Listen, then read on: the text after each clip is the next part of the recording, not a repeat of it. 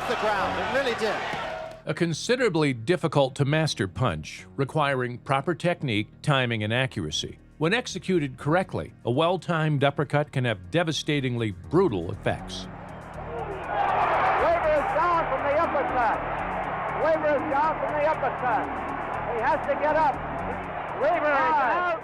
Regarded as one of the most dangerous punches in boxing, and one of the most aesthetically pleasing, witnessing a surprise uppercut never fails to entertain. Tyson's eye, the left eye, is closing now, and he looks down and he's got Douglas with that punch. Sensational stuff. And Douglas get away from it. What a turnaround. I don't think he's going to get up. In today's video, we rewind the clock and revisit some of the sport's most brutal uppercut knockouts. Fighting on the undercard of Mexican super middleweight king Canelo Alvarez's undisputed clash against Caleb Plant, the dog, Anthony Durrell, took on the madman Marcus Hernandez. Making the most of his opportunity to perform at such a mega event, the dog obliterated Hernandez just seconds into the fourth. 4-10. Oh, big right uppercut. Down goes Hernandez, and this one might be over. Oh, my goodness. And this one is over. Anthony Durrell. Scoring one of his most spectacular knockouts to date, Durrell picked up his 26th career KO.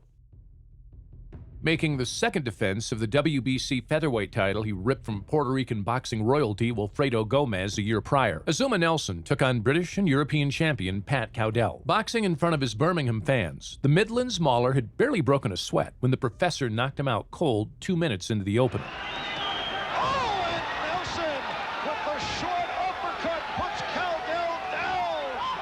He's not getting up.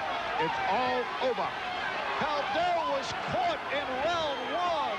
Flat on his back and requiring immediate medical attention from the professionals ringside, Cowdell was unconscious in the ring for several minutes before eventually climbing back to his feet. Entering the ring with a staggering 42 wins tallied on his unbeaten resume, Mexican master Ricardo Lopez faced off against Thai challenger Kitachai Precha. Eager to make the 16th successful defense of his WBC strawweight strap, Lopez continued his reign with a murderous uppercut finisher midway through the third round. He's always on balance. Look at that. Oh, down he goes. There it is. Combination by Lopez. Always on balance, has the leverage. 4. That's it. This kid is gone. He is out. Forget about it. Round 3, it's over. Adding another exquisite knockout to his KO collection, Lopez would later go on to become the third ever world champion to retire without ever tasting defeat. Ranked by the WBC as the #2 contender, and now boasting a respectable 23 wins without defeat, big punching Mike Tyson took on 16-5 opponent Lorenzo Boyd. Suffering from a broken nose in the first, Boyd was blasted out just over 1 minute into the following frame. Right uppercut to the body by Tyson. Again, a double right hand to the body and the chin. Down goes Lorenzo Boyd. The count is 5. The count is 6. The count is 8. He will not get up. It's over. 20-year-old Tyson added another vicious knockout to his multitude of highlight reel finishes. Making his debut performance at bantamweight, power-punching Philippine John Riel Casimero took on Japan's Kenya Yoshimita. Leaking blood from his nose after 5 frustrating rounds of action, Yamashita was eventually dispatched with a scathing uppercut less than 60 seconds into the 6th. Another nice uppercut. Oh, yep. Wala na.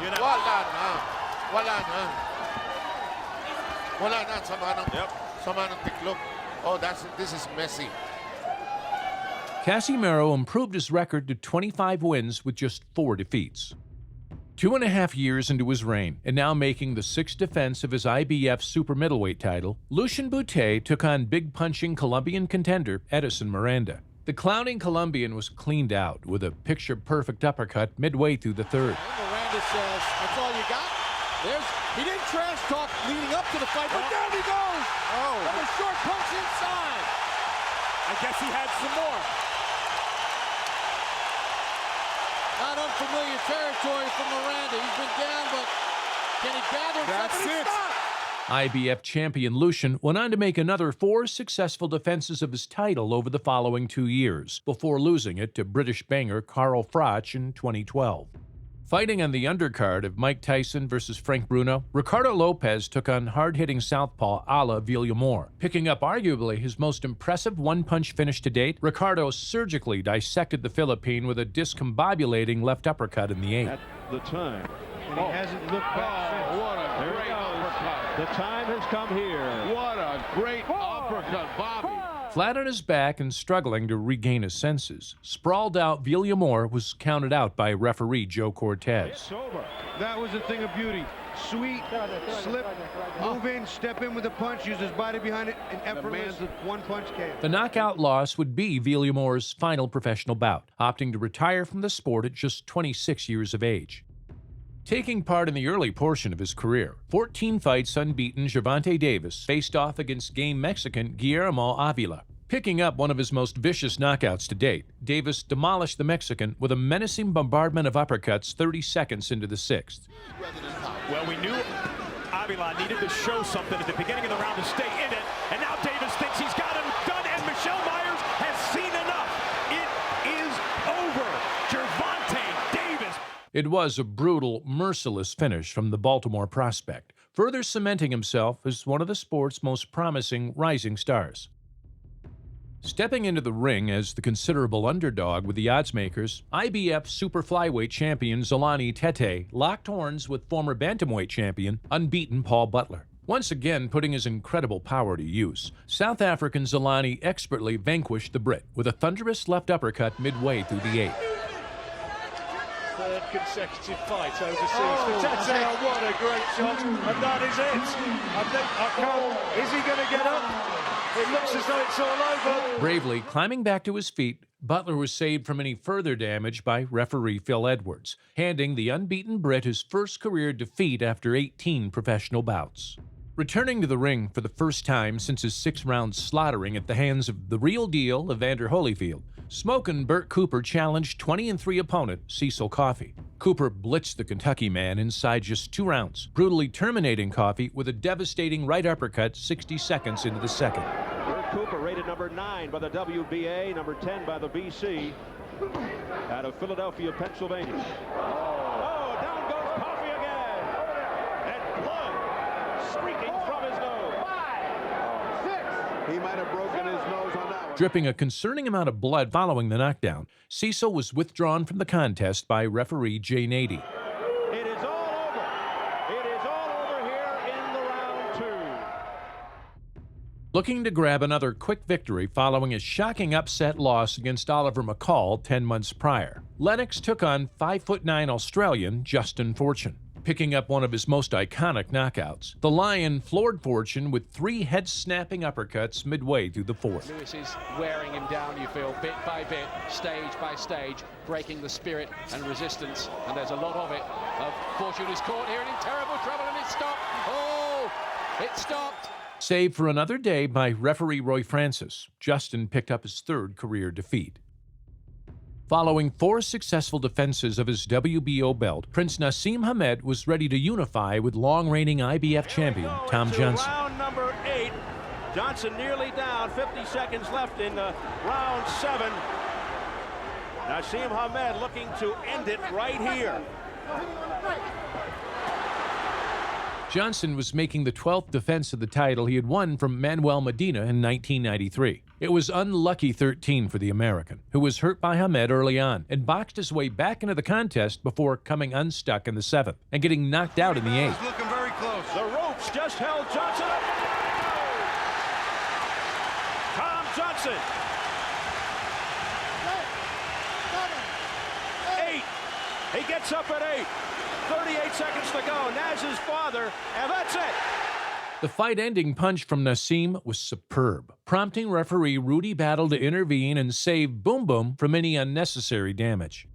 In a good old-fashioned grudge match between 2 men with an axe to grind, unbeaten future unified world champion Anthony Joshua took on the body snatcher Dillian White. Straight away when told, both you want your heads in close, good luck to you both.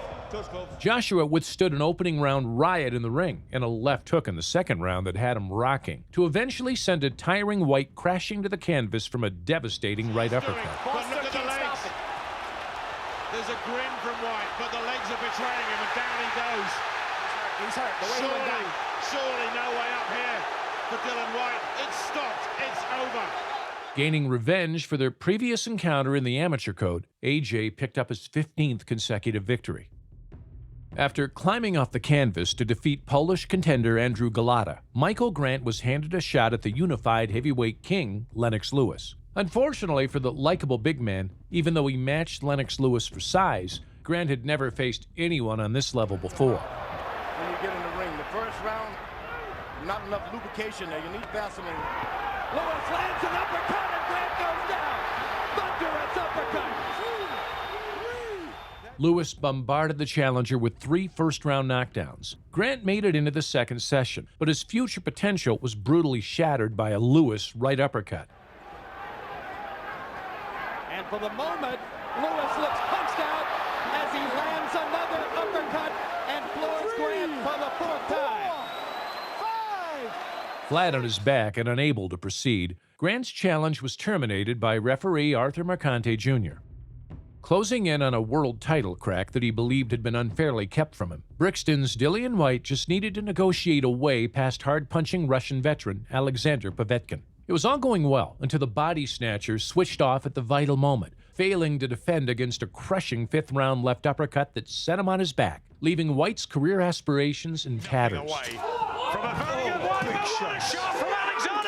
Able to turn things around in such dramatic fashion, the finish was deservedly ranked by fans as Knockout of the Year for 2020. Making the first defense of his newly acquired heavyweight straps, Foreman traveled to Japan. Opponent Jose Roman was ranked by both governing bodies, but had never displayed any form to suggest that he could hang with the elite. So it proved, as the Puerto Rican tried to dance in and out of trouble. In such a small ring, there was nowhere to hide from the champion, and Foreman swiftly ended the game of cat and mouse with 3 knockdowns, culminating in a brutal uppercut finisher. Roman comes back to do battle, but not really. He is against the ropes, Foreman swinging wildly and missing, but final knockdown takes place. Picking up another outrageous knockout victory just 8 months on from his decimation of Smokin' Joe Frazier, Foreman had proven his monstrous power once again. Taking place in the Toyota Center in Houston, Texas, Mexican boxing royalty Juan Manuel Marquez took on the baby bull Juan Diaz. Good luck. Let's go. After an epic back-and-forth shootout, which was later voted as Fight of the Year for 2009, Marquez vanquished the Houstonian with a chilling uppercut following a heavy knockdown in the ninth. Guess what he's going to do. And look at Marquez go to the body. Look at him go to the body to try to set up the finish, and what a right hand, and that will be that.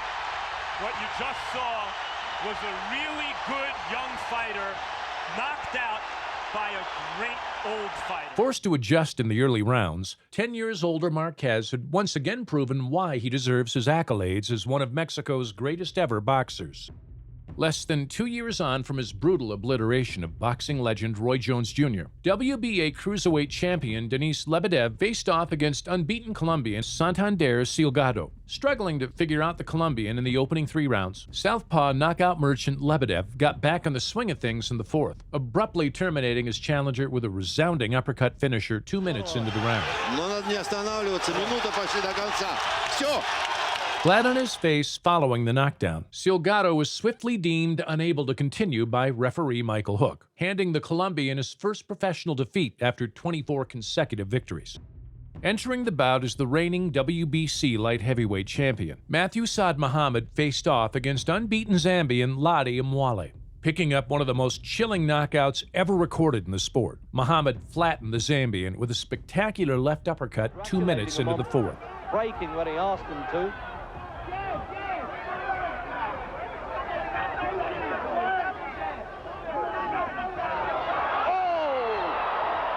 Left hook, he measured it in the 3rd, and in the 4th, it's as perfect a knockout punch as you'll ever see. Retaining his title emphatically, Saad Muhammad improved his record to 28 wins, 3 defeats, and 2 draws.